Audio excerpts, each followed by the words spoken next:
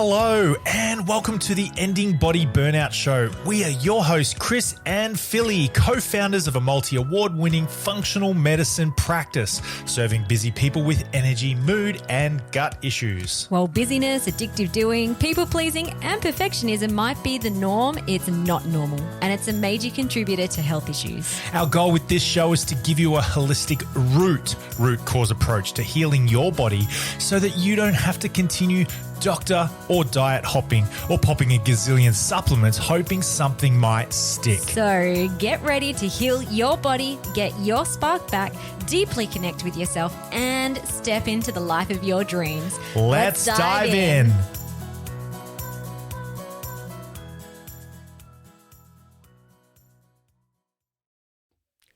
Hello, welcome to the podcast. Today you're going to hear Chris and I interview Georgie Collinson, who is one of Australia's leading anxiety therapists for women with high functioning anxiety. I came across Georgie on Instagram when a client shared one of Georgie's reels with me, and I'm like, Georgie, I sent her a message. Georgie, we are speaking the same language. Come on our podcast, please. Part of it was because I just really wanted to connect with her. She's super gorgeous. You're going to love her. She's got a big heart. And I wanted to dig into her brain, her philosophy, because a lot of what she talks about is so similar to what we practice inside the Ending Body Burnout method. So Georgie is also a naturopath and a nutritionist and really gets that it takes a holistic body-mind approach, including healing the inner child to break free from anxiety.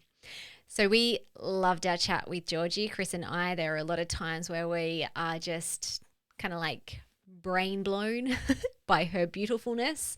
She is real, honest, authentic, and is such a sweetie. And I know that you're really going to love this podcast. If you love what Chris and I talk about, this is going to be a really juicy one that looks at both the physical and metaphysical, specifically around anxiety, because that is what Georgie specializes in. All right, so let's dive in. Welcome everybody to this episode of the Ending Body Burnout Show. We are so excited to have our very wonderful guest, Georgie Collinson, on the show today. Georgie, thank you so much for joining us. We're excited to have a chat and really get to know a little bit more about you, your story. We've got some good questions to ask you today. Let's get right into it. I'm excited. So I came across you, Georgie, through one of our clients actually, and I'm going to read the post that she sent me a little bit later because I'm like, yes. So there were so many things that when I started like stalking you on Instagram that I'm like, yes, you're saying all the things and with such clarity as well. And you're an expert in anxiety. So we're really going to focus on anxiety, which is a big part of, so on our Ending Body Burnout show, a lot of people are struggling with perfectionism, overwhelm, stress, people pleasing, and it often displays both mentally but also physically in the body, and anxiety is a huge part of that. So we're excited to dig into all things anxiety with you. Beautiful. Yeah, there'll be so much overlap, especially as the anxiety I work with is high functioning anxiety. And this is just so prevalent. This is like, we can't stop. We're going at 100 miles an hour. We have that perfectionism, that constant pressure, that need to please. And on the outside, everyone would think we've got it all together, but on the inside, it's usually a different story. Yeah. So let's talk about your story then, because I feel like from what I know and have read about you that this is where you're at, doing all the things, look like you had it all, but inside, not so happy. Yeah. So look, I mean, we could go back. I work a lot with the subconscious mind and inner child healing. So there's a lot of like, I could go all the way back to childhood with this story, but just to, cut that long story short, I was always that high achiever in high school. I was the good student. I could sort of work that system at school and memorize a lot of stuff and dump it into a test and do well. And everything was kind of like plodding along pretty well. I had a level of anxiety at that point in my life that it seemed was serving me. But when I was 19 years old, my parents unexpectedly split. Well, it seems not so unexpected when I actually look back at everything and all the signs, but you never know this stuff when it's your family and when it's your situation, because that's just normal to you. So my parents split. My dad left my mum. And it was devastating. Like I suddenly this, solid rock of my family was just, I describe in my book, The Anxiety Reset Method, that it was like rock turning to quicksand. And so I just felt like I was sinking. And in order to cope with that, that's where my anxiety really hit a new level, because it was jumping in to try and protect me. It was like, okay, like these unexpected things can happen in life out of the blue. And I wasn't prepared for it. So now anxiety was like, we're going to prepare you for it and make sure we can look out for everything that could potentially go wrong, and what can we control? So my anxiety set to work kind of controlling my food, and I got really into nutrition. And that's why I became a naturopath and a nutritionist, came from that desire to control everything and protect myself. And, there's definitely some merit to that, which we'll go into, about how our nutrition can impact how we feel and our experience of life. It's a really important part. But I went too far and I went into orthorexia, which is where you have really intense food rules. It was the era of clean eating, which is so funny because it's so not a thing anymore, but it was like really big at that time of my life. And I got obsessed with that. And these became new ways for me it's like the more perfect I could get myself, the more I thought I would be safe, and I thought I would be okay. And it looked like, looking a certain way, wearing certain clothes, having certain friends, doing really well in my studies and in my work. And inside though, yeah, not doing so well, feeling really, really like stressed out. I would have been teetering on that burnout. I would say I never quite gone into that zone of, okay, like I can't get out of bed for months kind of thing. But I've had my, certainly a week of that where I'm like, oh my God, full stop. I can't keep going. Um, and that's pretty much my story. And I was like, there has to be a better way to do this, and a way that we aren't burning ourselves out and making ourselves sick, to achieve what we need to achieve in life, to have the success that we want, to create real safety, not this sort of chasing the pot of gold at the end of the rainbow that we think we're going to get if we're perfect, if we finally make everyone happy. So that's where I started to look at deeper causes here. And my naturopathy is a huge part of that, exploring the gut health and those links with our hormones, etc. But I had to go even deeper, because I always loved helping other people with anxiety too, when I was working as a general naturopath. And then I was like, oh, hang on, there's something else going on here. And I had experienced myself so much benefit from exploring my subconscious mind and learning all the things that I didn't know that I didn't know. So this is like, you can't guess what's in your subconscious mind. This is why talk therapy can only get you so far, when it's just, two people having a conversation. There's always going to be so much that we miss. And when we close our eyes and we guide our brain into an alpha brainwave state, there's so much more information that we can access. We have these epiphany insights. And once you see them, you can't unsee them. And you can actually start to take your power back and shift that programming. So all these ideas of like, if I'm perfect, I'll be safe. I started to look at where that was really coming from and rewiring that program in myself. And then I did further study to go and be able to do that for other people too. So that's all part of the work that I do now. Yeah, I love it. So many things. And I'm just like nodding my head. I'm like, I see my story in your story. Even there, oh, okay, to heal myself, I have to eat really perfect. And I also had orthorexia. And like everyone is like, wow, you're so strong. I can't believe you're not eating sugar for like a year, including fruit. Wow, you're so awesome. And, it's like getting more of that external validation, and it just feeds that controlling perfectionism nature. And then needing to go deeper as well. So we're not just a physical body, we're so many other parts of ourselves. So the root cause, because we're always like, what's the deepest root? What was the deepest root here? And I know that you've done so much work on yourself already. What do you think was the deepest root that stemmed into everything else?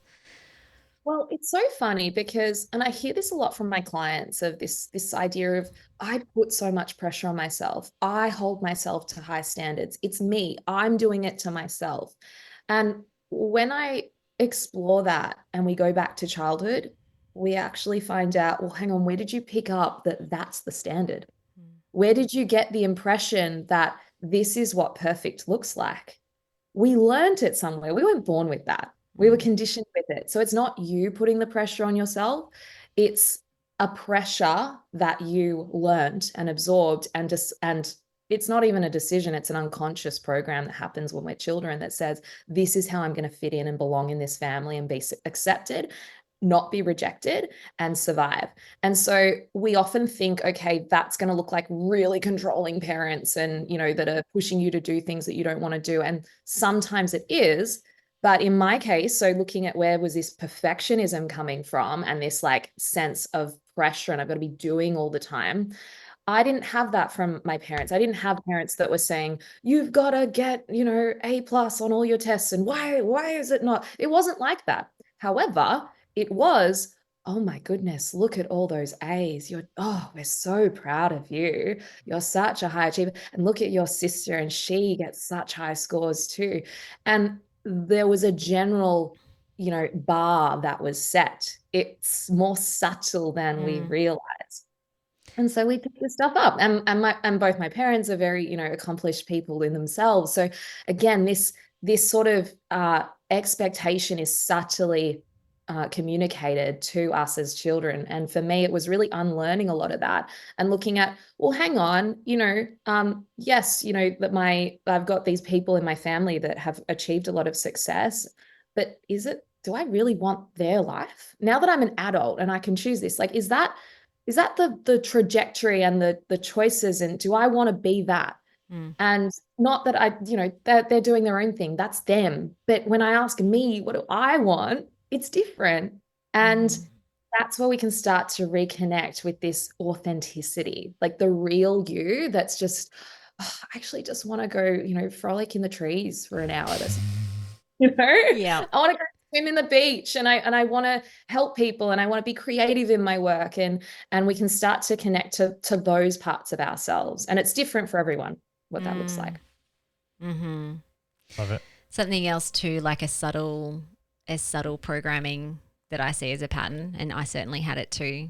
Good girl, good boy. It's like, okay, this is what it is to be a good girl or a good boy. And far out, I have to catch myself when I say it out loud to our kids now as well.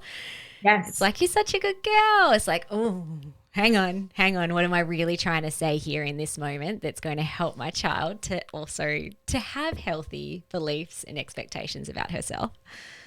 Yes, that is such a tough one. And it's funny because I recently worked on that pattern with a client, and it was very much the good girl, and it was trying to help her see that, because she was quite happy being a good girl. She's like, yeah, but I'm a good girl. And I was like, well, yes, but if you set that expectation that you have to be a good girl all the time or a good person, like, gender regardless, then what happens when you make a mistake? What happens when you're human? What happens when you feel some really heavy, dark emotions? Like, is that fitting into the category of the good girl? Because these are all parts of the human experience that we limit ourselves into just this little box of good girl. And whenever we fall outside of that, and we're inevitably going to, because we're human, we're going to think, oh, I'm bad now. I'm measuring up. I'm not likable. This is the part of me that, I got to repress that. And this is where, we really start to get some, panic attacks coming out of the blue and things like that, because there's these parts of us, huge chunks of ourselves that we don't want to look at. We want to bury and suppress because we don't like that part of ourselves, because we've learned that other people, or usually our parents, didn't like that part of us. They don't like it when I'm having a tantrum. They don't like it when I'm being difficult or stubborn or whatever it might be. It's so tough, isn't it? So tough. So tough. This is in my experience was a little bit different. It wasn't in school, be good, get the grades, all that sort of stuff. Mine was on the court or on the field in sport, and I know I got a lot of validation from Dad. Chris, win at all costs. Like, you've got to do this. Like, if you win, you're great. Like, I don't remember him saying those exact words, but I definitely picked that up. It was when you're winning, you are my favorite. When you are the best on the court, you're amazing. And then I guess it's unsafe to lose. And so when I'm looking like I'm losing on the court, I would get angry. I would drop into fight. Definitely wasn't flight. It was always a fight complex response. Sorry, and I think that win lose dichotomy was my anxiety showing up. Like from what you were saying, like my version of what you were saying. You're awesome if you're winning. You're not good enough if you're losing. And then until I started working on that stuff, I started to unravel. Yeah, actually, Chris, some people win, some people lose. You're always going to be good enough, even if you're not winning. So anxiety can definitely take a lot of different shapes and forms, can't it? Definitely. And that's again, that reinforcement of win, win, win will create inevitably this huge fear of being, what if I'm the loser? What if I lose? Oh, I can't be that. I can't be that. That's the worst thing we can be. And yet every single one of us is going to lose many, many times in our lives because that's the nature, especially in sport, especially if it's win-lose all the time. Like you cannot go through sport winning all the time.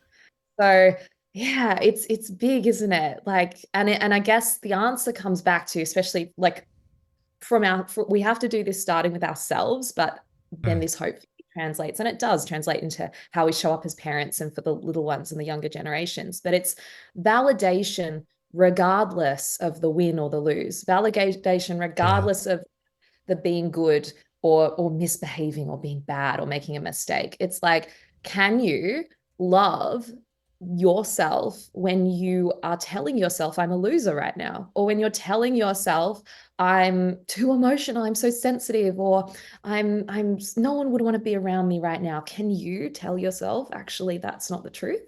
And you're still lovable right now, even now when you think you're not lovable, you actually are. That's where it starts to shift, and that's where then we have more space to be with the parts of our children who are not pleasing to us, because we're able to do the parts of ourselves that aren't pleasing to us. Huge. So good. We'll probably circle back to some of that a little bit later, but can we talk about the physical body? So there's a naturopath, nutritionist, body systems can definitely impact mental health and anxiety. What do you see as common patterns?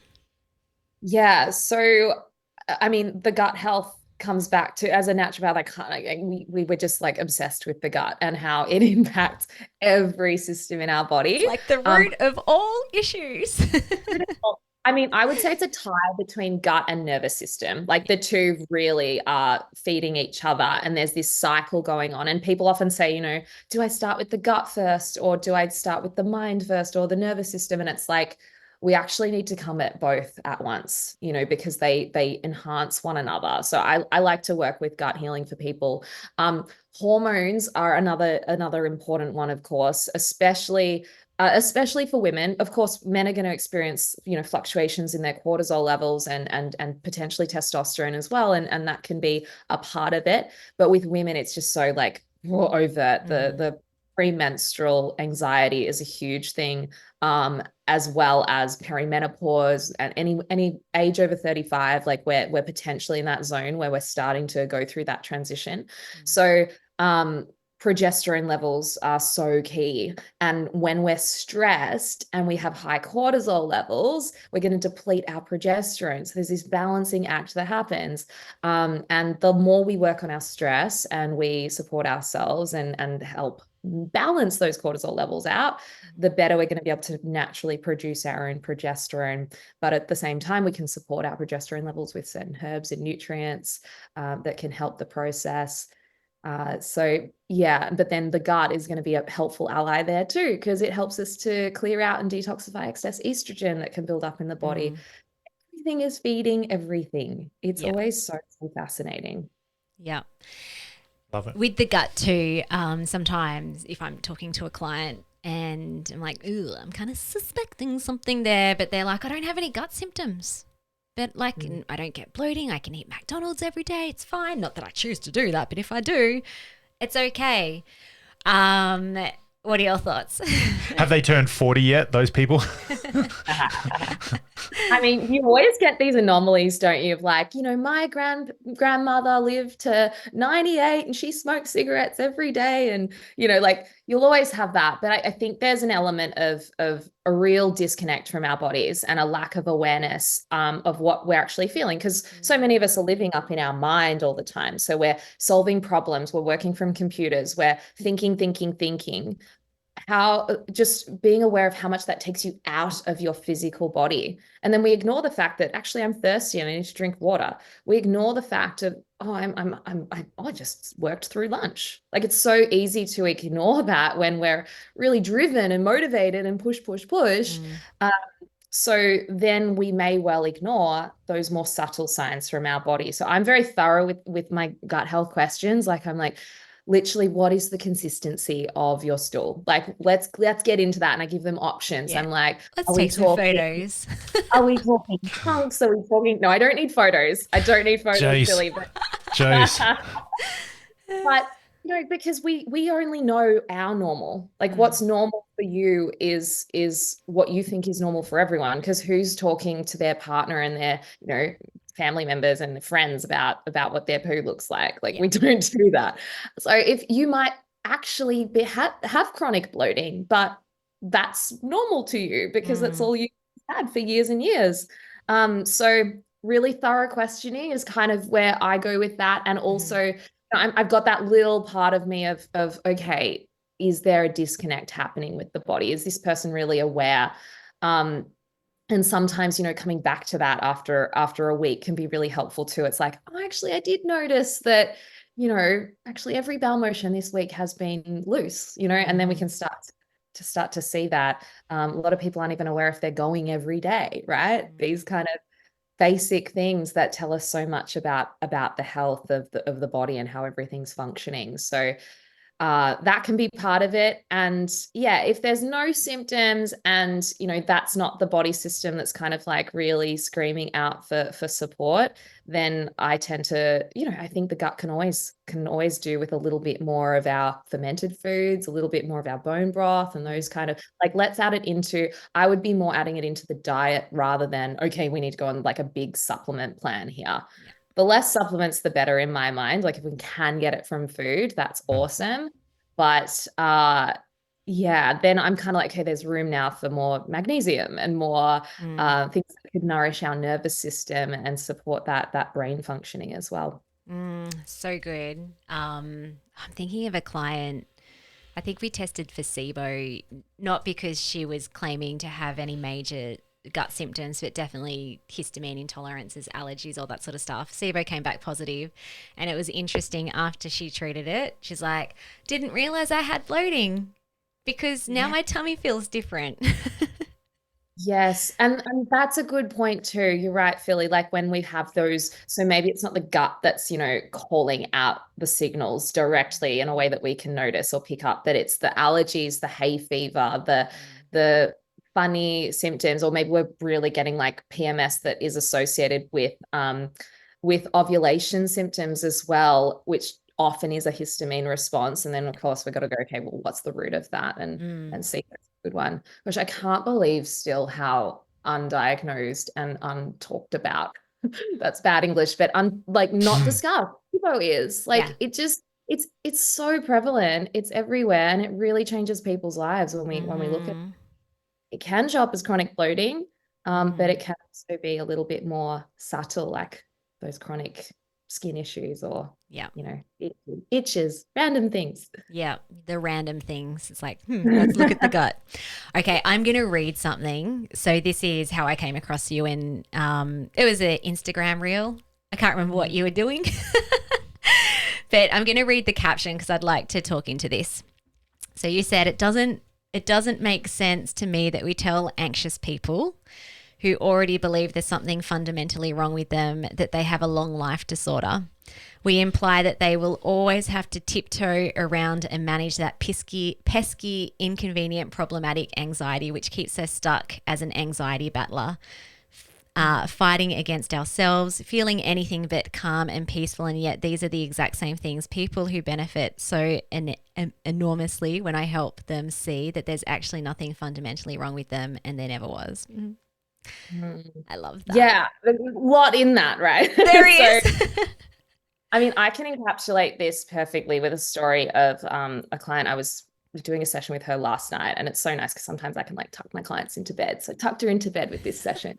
And she was told that she was told by a medical professional that she was very unwell, and that if she doesn't find the right medication for her, and she's been trying different medications, and every time her body's just like, this isn't, it's making her anxiety worse. And that's, by the way, not to say medication can't help people and that it's not an important tool at times. Okay, it can be, but every time she's experiencing, and she's been pushing through for weeks and weeks and weeks trying to find the right medication. And this medical professional told her, you're not going to get better unless you find the right medication. And you are unwell, and you need to go to hospital for this, to go through this medication transition. And I could see how disempowering that language was, and how much that was reinforcing her own fear and belief, and this inner child part of her that was so scared of being helpless and powerless, and that she was going to be stuck this way. And while it might be that finding the right medication is part of her journey, I wanted to remind her very much so that she has the power within herself. It's not going to be this outside external thing that quote unquote saves her, even though we all long for that and we all want to find something that's going to save us. We are so powerful.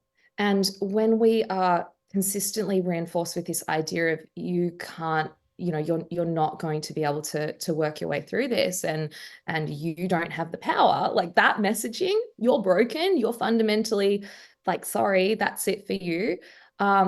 It keeps people in the cycle. It keeps us believing that, like I'm powerless in this feeling. So the more we can move into an empowered place, the more we see better results, the more people start to build their confidence again. They're like, oh, wow, I actually was able to sit with that wave of anxiety that came through my body, and it didn't kill me, and I'm still here. And wow, for the first time, I just experienced what it's like to feel a sense of power over it, not it like having power over me. I often use this example of, it's like when you're standing at the beach and you see, all of us in Australia, we're very used to surf beaches and we know how to like handle those waves, right? But when you see that wave, like a big wave coming towards you at the beach, it can be, there's that moment sometimes of fear, like, what if this one's going to really topple me over? And if you've ever stood there and tried to fight the wave and like not go with in the way that we need to, you will get churned up in that washing machine of the wave, and we call it being dumped by a wave, and it feels horrible. And that's often what it's like when we try to fight our own anxiety and resist it and push against it and do all the things that our instincts tell us to do, which is distract yourself, go away from this feeling. This is pain. I don't want to be in this. But when we learn, and there's a little bit of a leap of faith required here, literally, when we learn, if you dive into that wave, if you dive under it, you're going to glide through gracefully. You're going to be safe. You're going to feel great on the other side. You're going to be okay. You're going to come out and you're going to be like, Then we have this sense of, like I'm in charge of the wave, even though there's this huge force coming towards you. Any kind of emotion, like our negative emotions, but especially anxiety, it works the same way. So when we know how to work with that emotion, everything changes. So what these messages of like, you're not powerful, you can't do this, are telling us to do is just like stand and let the wave kind of take you. Because I teach people how to dive into that wave and how to feel powerful through that process, and it heals them. People get better when they believe in themselves, and everyone has that power inside them.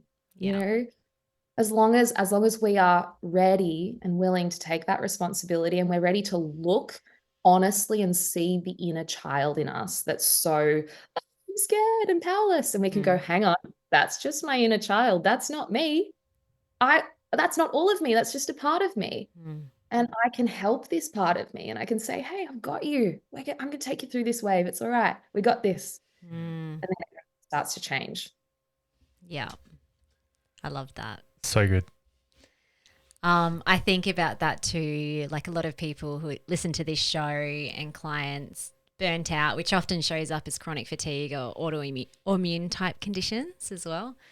Or fibromyalgia is a big one too. And getting the same sort of narrative too. It's like you got an autoimmune condition, like you're gonna have this forever. Well, you don't have a medication for you, so you're just gonna have to learn to live with it and manage it.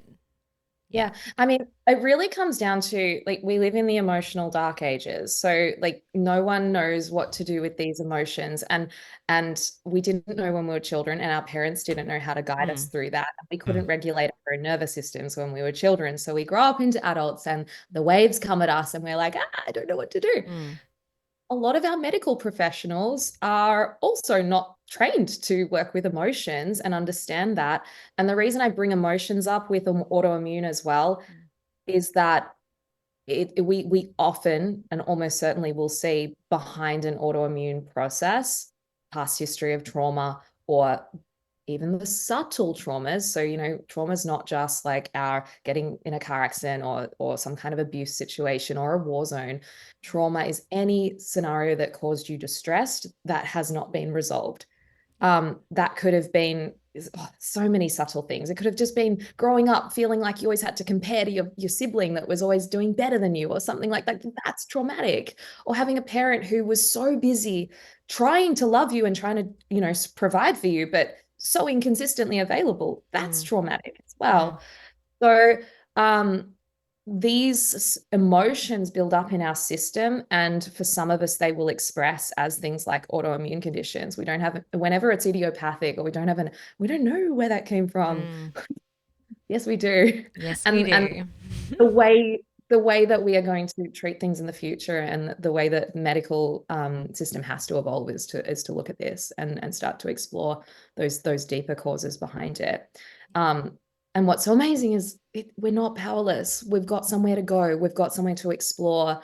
And I love that as much as I know these experiences, whether you get diagnosed with a really scary health condition or something that's really inconvenient, or it's anxiety and panic attacks and that kind of thing, it can feel like your world is ending. It can feel like that's it for your life.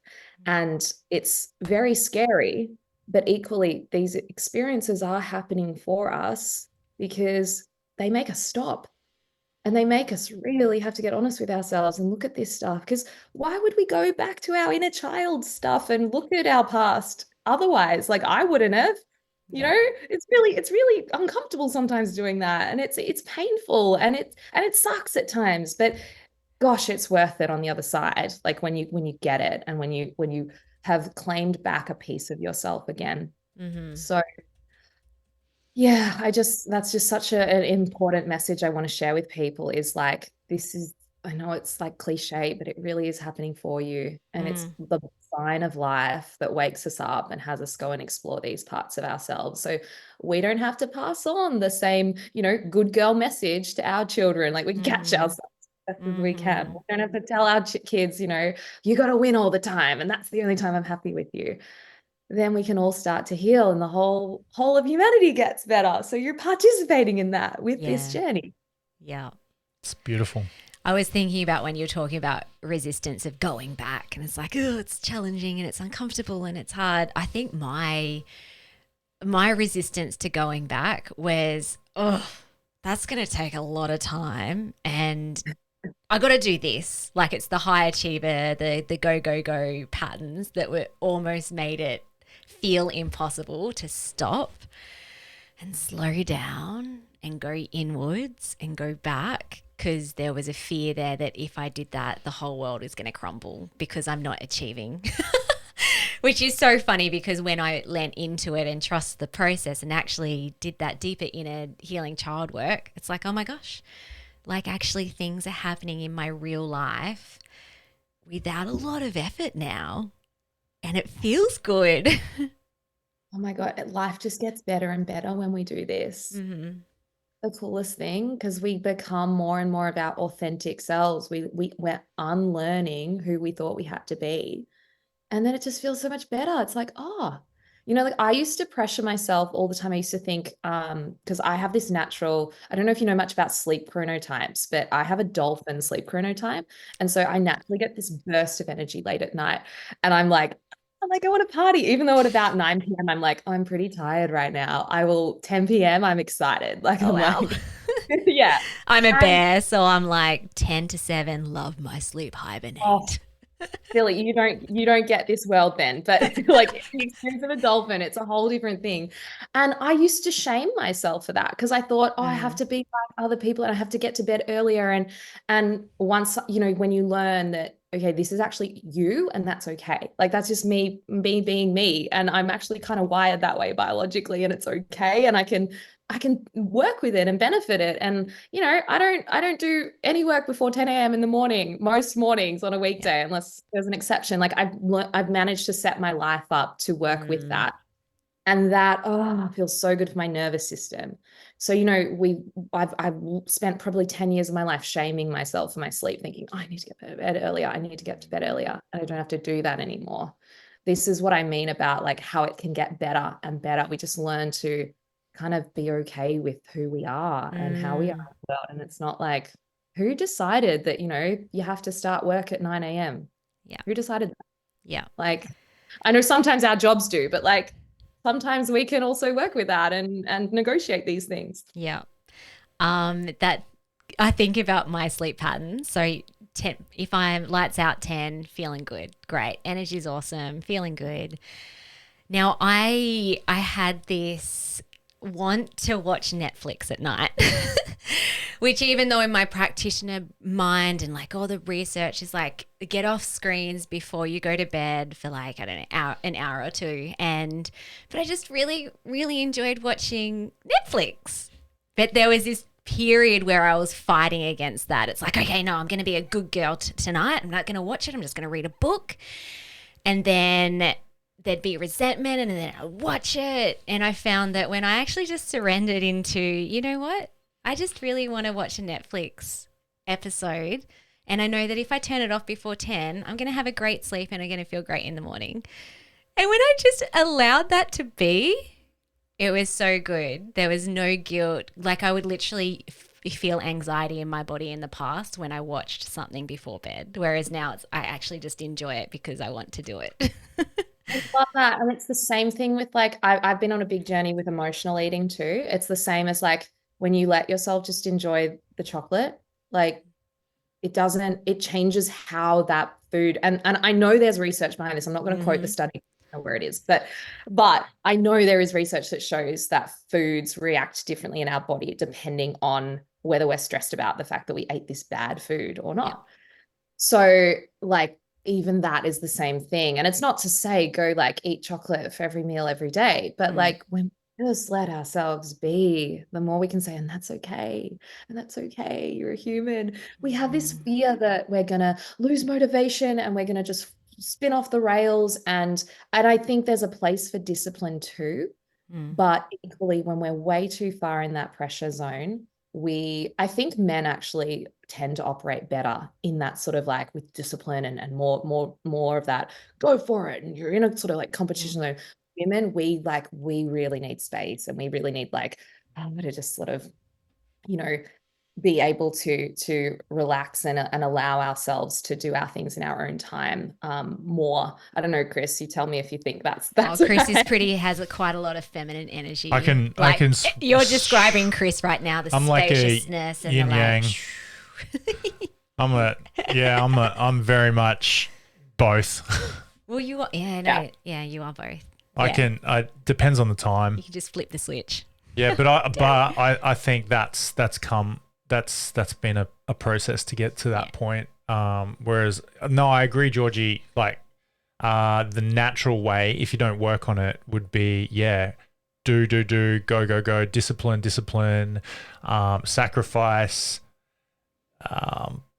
For the cause. Like I think that's a very natural masculine energy. But I think, yeah, that balance. When you switch from insecure 20 to 35-year-old guy, you work on those insecurities, you get secure, and then you switch into dad, granddad phase. That's where, like, I think that feminine energy can come out, I think, and shine. Yeah, we all need You're really sexy right now. Wow, thank you. He's talking about his feelings and his inner work. We love that. All right, last question. And I think it will go along with what we're talking about, but I'd like to get quite practical in what this actually looks like. So if a listener is listening to this and they're like, okay, how do I do this surrender thing? And how do I listen to myself? Because you feel like when we can surrender, that gives us ultimate liberation. How do we get to that point? How does someone know when they have that? And I'm guessing listening to the inner guide enables us to do that too. Yes. I mean, look, there is no, I could say, okay, step 1, step 2, step 3, but there is no single process to get here. So this is something that we all have to find our own way of getting to that surrender. Some ways that I kind of help guide people with this is just imagine right now, like when you're really stressed and everything feels really serious in your life, just imagine you're driving a car and you're gripping the steering wheel really tight.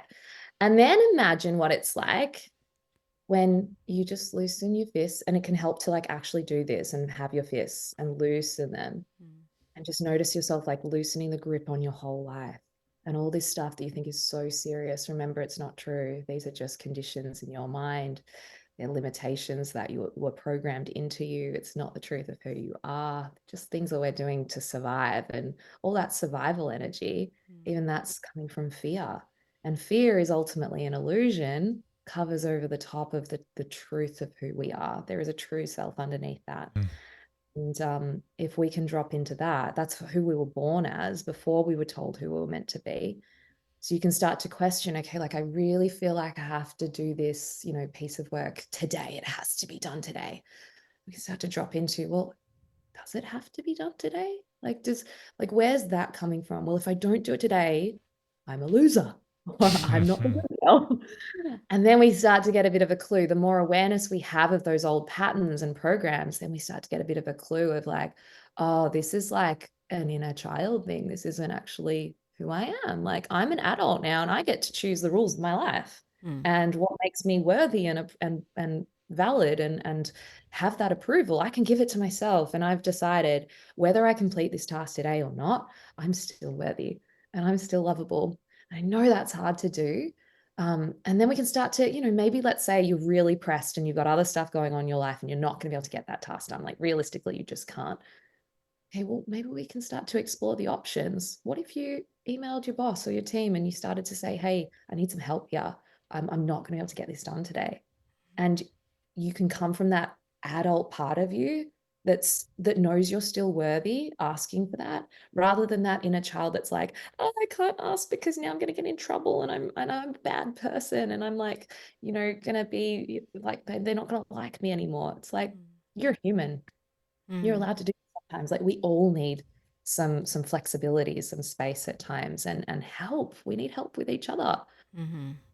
Yeah. So that's a long kind of, little flowy answer to your question. But I would say we have to figure out within ourselves and contemplate on what really is true and get really clear on who we're not and these false ideas that will constantly come at us. We're always going to be invited to, bite that I'm going to say apple of like your ego and like I need to win and I need to be the best and this is how I show that I'm perfect, or whatever makes us hold tight onto life. And it's up to us to just have the conscious awareness and develop that over time to realize that's not the truth. The truth is you are enough right now, even if that doesn't feel real. That is the truth. So how can you find a way to actually feel that that's real for you and kind of come to that understanding. It's like for a long time I was like, I hear about this thing oneness, and I'm like, what does that actually mean? I spent years, really feeling into that and thinking about that. And I would say only at this point in my life am I deep in understanding what oneness is.